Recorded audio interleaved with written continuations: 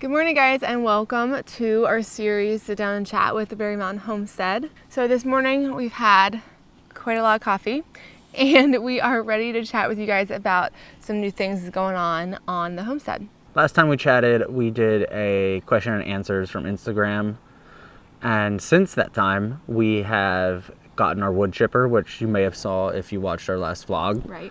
If you haven't, we will put in a card or link it below, but it was an adventure. It's awesome. We're calling it the Beast. But since that last video, we have gotten it up on the property. It's not down here in our little driveway, and it is sitting at a spot pretty much as far up the trail as we can go, where it's still flat on the logging road, and it is kind of like our stationary wood chipping spot now. So we're just bringing the branches down to it and chipping them there, right, instead of moving it around because it's pretty much impossible. There's a cat. So our long-term goal, basically, I think, is to wood chip as much as possible, get firewood as much as possible, use the resources of what we logged, and then when the excavator comes, reassess, because he's going to clear for our home and for our septic and everything in between, which is what did you say, like a third, you think, of our property? Probably about a third of the property that we have cleared. So like an acre, yeah, because it's a 3-acre area that we have cleared. And then after that, like I said, reassess and see what we can do from there. We're thinking at that point maybe continue chipping, but if not, then whatever is left that he didn't clear, all the treetops and all the mess and all the stumps, start to do burn piles in the winter time. Which is what a lot of you guys suggested we do. We're trying not to. We want to use as many of the resources as we can. Wood chips are always great on Homestead. We use them for chicken bedding in their run. If we ever get pigs or anything, you can do deep mulch with them. It's just nice to have, especially for the garden. Yeah, for all those things, it's really good to have. But you kind of have to like weigh your time and your energy with like the pros and cons of it. You know what I mean? And we know it's a lot of work because we've been up there working. But the resources that we're getting out of it, I mean, it's amazing. We have so much firewood already and we're nowhere close to being all the way through it.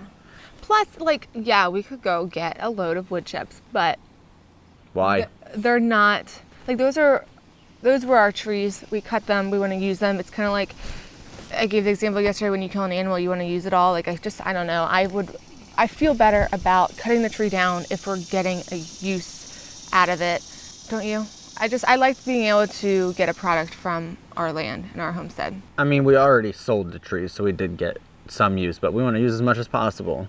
Yep. Why waste any part of it? You know, yes, if you let it sit there for 5 years, it'll decompose mostly and turn into fertilizer for the soil, but put all the nutrients that it took out back in. But that's the other thing. If we had known we were going to get these jobs, if we had known that we had this opportunity to get our family's land and everything, like 5 years ago, I would have said, okay, let's log now and let's let it decompose, and then all of those nutrients would go back into the soil.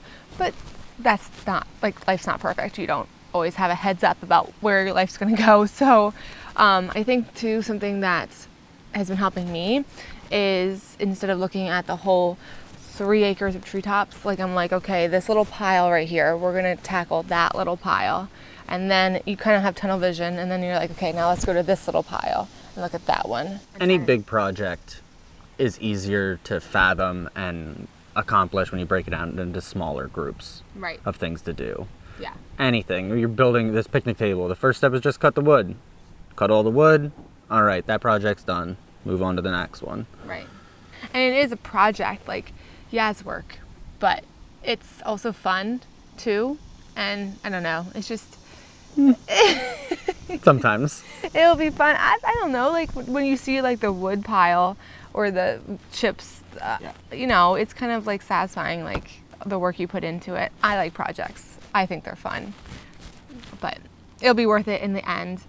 5 years from now, when we can look back on these videos and see what it looked like, I would love to get a drone to show them like the aerial. It just look even more a mess. But then you could do like the time lapse of it. Yes. It would be fun. Comment down below if you think we should get a drone, because I really want one. And I'm trying to convince Tony. Okay, house updates for you guys. Since the last time we talked, we don't have a progress update, but we do want to share something that we were like throwing around for a long time, and actually a subscriber brought this idea to us, which was pole barns. Yeah, pole barn house. Yeah. We looked into it. We actually we went as far as getting some quotes from a couple different companies, like 8 companies around here. And we love the idea of building a pole barn. It's a permanent structure. It's easier to get financing for. Pole barn house, like basically you convert a pole barn into a home, and you can search for them. If you search pole barn homes, barn dominiums, There's so many. tons on YouTube, tons on the internet, so check that out. If you have more time to build and the means to do so, it's a really great option, and we really considered it for a while, but that would mean we'd be probably 2 years in the RV Probably. still, and we want to start a family, and we both work full time, so I don't know, we considered it, but It would probably take 2 years. Now they can put it up in a weekend. Like that part's fast, but the interior, and we wouldn't be able to start constructing it until the septic's done, the well's done, all the water lines are ran in underneath the concrete pad, and everything's pre-set up, and then they would come in and put it on, and then we got to start working on the interior. yeah. And that could take, I mean, the framing of the walls is the easiest part. That won't take long. It's everything else, all the plumbing and electrical. And I think if we were younger and we didn't want to start a family for a while, I would say, heck yeah, let's do it. I don't know. And I mean, I know great things don't come instantly, like it would take time, but I just feel like for the research we've done with the manufactured homes and everything, you know, that it works for us. it's going to be the way we go. So after going through the whole pole barn, getting quotes, all of that, I do think that we are sticking with our original plan of doing the manufactured home and going that route.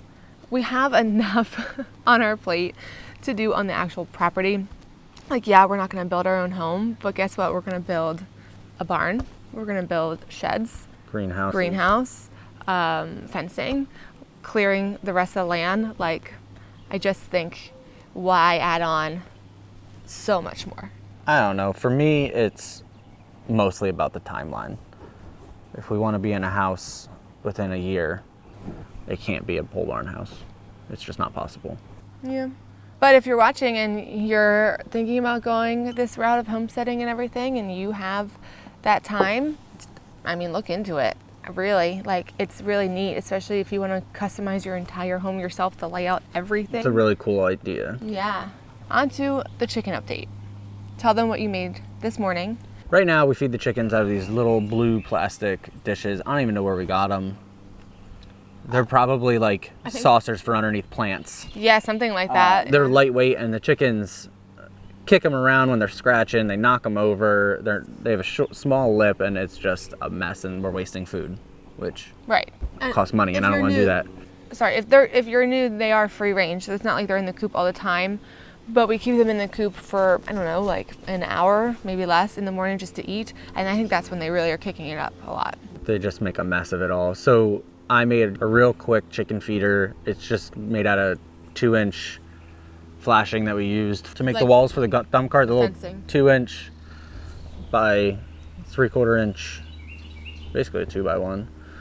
Mm-hmm. And I just made a little tray for them so that it's a little heavier, so they stop kicking it over as easy. And if they do still kick it over, I'm just gonna bolt it to the side of the chicken run so that I can't move. With a wing nut. I couldn't think of the name of the nut, and I said it's like a butterfly. It was a perfect description to understand what she was talking about. I'm a visual person. It worked for me. Butterfly nut. Butterfly nut. Okay, garden update. Zucchinis, lots of them, coming in strong. Constantly, always. Things that we do with our zucchinis. In the past, we have, zucchini bread's like one of my favorites. Shred it and freeze it for zucchini bread. Shred it, make bread, shred it, freeze it, make bread in the winter, which is perfect. We have, now that I'm like thinking about it in our head, we've done so much with them. We actually make zucchini relish. Zucchini relish is fantastic. 100%. Like, I prefer it over regular relish. I mean, you can't really tell the difference. I guess that's why. Like, You can't tell the difference, and you always have so many extra zucchinis. Why not use them? yeah, shred them up, make zucchini relish. If I can find the recipe that we've used, I'll put it down below. If not, if it's not down there, I probably couldn't find it. So just Google it. There's tons out there, but really, really great relish. We actually have made pickles out of our zucchinis. The first big year that we gardened together in the suburbs, our cucumbers did terrible. Yeah, they were awful. Terrible. So we made pickles out of zucchinis, and they've been our most successful ones now, given we still are struggling with cucumbers every year.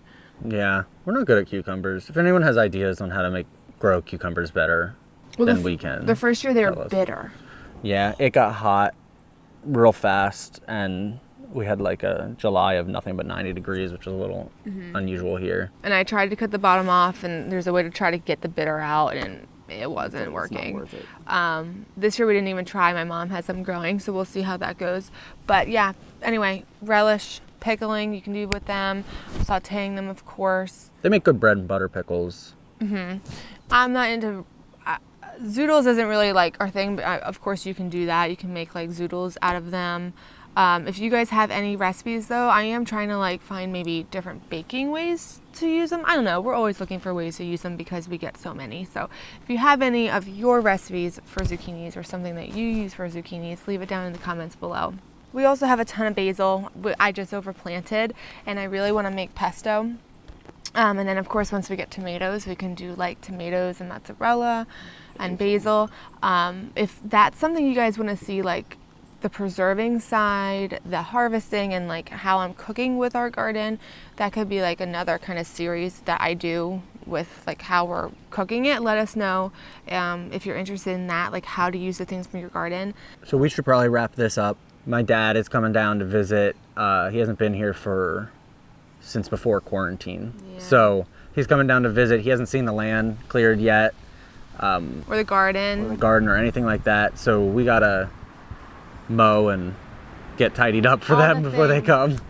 Yes, but we did want to say that we really appreciate you guys watching, following along with this journey, and we also love when you guys have input, give us advice, or just things, you know, that are kind of on your mind of ideas, like the pole barn, for example. We really considered that because a subscriber commented below about it. So thank you so much for following along, and we really appreciate you guys. If you're new, be sure to subscribe before you guys go today, and for everybody, make sure that you hit that push notification bell, so that way you know when we actually upload. Also follow us along on Instagram. We will put that down below so you can check out our Instagram, and I think that's about it. Hope you guys have a great day, and we'll catch you in the next one. Bye.